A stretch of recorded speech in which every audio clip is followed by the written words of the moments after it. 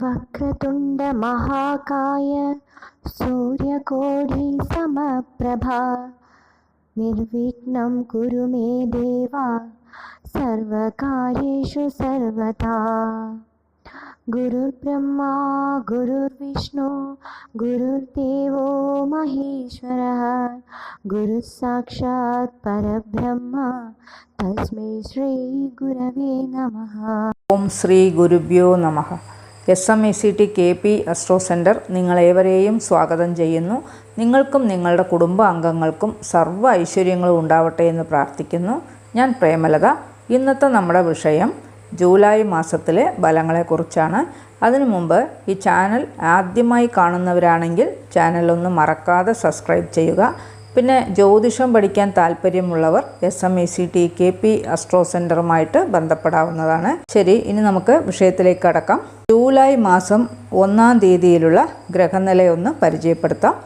മേടൻ രാശിയിൽ കുജനും ചന്ദ്രനും, ഇടവൻ രാശിയിൽ വ്യാഴവും, മിഥുനത്തിൽ ശുക്രനും രവിയും, കർക്കിടകത്തിൽ ബുധനും, കന്നിയിൽ കേതുവും, കുംഭത്തിൽ ശനിയും, മീനത്തിൽ സർപ്പിയുമാണ് ഗ്രഹനില. ചന്ദ്രൻ മാത്രം 2.25 ദിവസത്തിലൊരിക്കൽ ഓരോ രാശിയിലായി ക്ലോക്ക് വൈസിൽ മാറിക്കൊണ്ടിരിക്കും. ഈ ഗ്രഹനിലയുടെ അടിസ്ഥാനത്തിൽ ജൂലൈ മാസത്തിലെ ഫലങ്ങളൊന്ന് വിശദീകരിച്ച് പറയാം. മകരം രാശിയിലുള്ള ഉത്രാടം 2, 3, 4 പാദം, തിരുവോണം അവിട്ടത്തിൻ്റെ 1, 2 പാദം എന്നീ നക്ഷത്രങ്ങളിൽ ജനിച്ചവർക്കും, മകരലഗ്നത്തിൽ ജനിച്ചവർക്കും, പിന്നെ സൂര്യൻ്റെ ദശ, ചന്ദ്രൻ്റെ ദശ, കുജൻ്റെ ദശയൊക്കെ നടക്കുന്നവർക്കും ഈ മാസം രാശിനാഥനും ലഗ്നാധിപനുമായ ശനിയുടെ ദ്വിതീയ ഭാവസ്ഥിതി കുടുംബത്തിൽ സന്തോഷവും സമാധാനവും തൊഴിൽപരമായ കാര്യങ്ങളിൽ ഉയർച്ചയും ധനവരവുമൊക്കെ ഉണ്ടാകാനുള്ള യോഗമാണ് കാണുന്നത്. കൂട്ടുകുടുംബത്തിലൊക്കെ താമസിക്കുന്നവർക്ക് സ്വന്തമായി ഒരു കുടുംബമൊക്കെ ഉണ്ടാകും. ഈ രാശി ലഗ്നക്കാർക്ക് ഏതു കാര്യം ചെയ്യുകയാണെങ്കിലും ശരി, സത്യസന്ധമായി മാത്രമേ ചെയ്യാവൂ. സത്യസന്ധമായി ചെയ്യുന്ന എല്ലാ കാര്യത്തിലും ഇവർക്ക് നല്ല ഉയർച്ചയൊക്കെ ഉണ്ടാകും.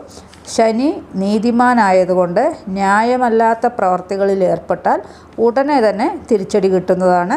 ഈ രാശി ലഗ്നത്തിലുള്ള വിവാഹപ്രായക്കാർക്ക് വിവാഹത്തിന് സമയം വളരെ അനുകൂലമായിട്ടാണ് കാണുന്നത്. ഈ രാശി ലഗ്നത്തിലുള്ള സന്താനഭാഗ്യത്തിനായി കാത്തിരിക്കുന്നവർക്ക് സന്താനഭാഗ്യത്തിനുള്ള യോഗം കാണുന്നുണ്ട്. ദൈവാനുഗ്രഹം നിറഞ്ഞൊരു മാസം തന്നെയാണ്. ദാനധർമ്മ ചിന്തകളൊക്കെ കൂടുതലായിട്ടുണ്ടാകും. ആത്മീയപരമായ കാര്യങ്ങളിലൊക്കെ താല്പര്യം ഉണ്ടാകും. ഉല്ലാസയാത്രയ്ക്കും ദീർഘദൂര യാത്രയ്ക്കും ഒക്കെ ഉള്ള യോഗമുണ്ട്. മത്സര പരീക്ഷകളിലൊക്കെ വിജയിക്കും. സമൂഹവുമായി നല്ല ബന്ധം സ്ഥാപിക്കും. സഹോദരങ്ങളുമായി നല്ല ബന്ധമുണ്ടാകും. ഭൂമി സംബന്ധമായ കാര്യങ്ങളിലൊക്കെ നേട്ടങ്ങളുണ്ടാകും.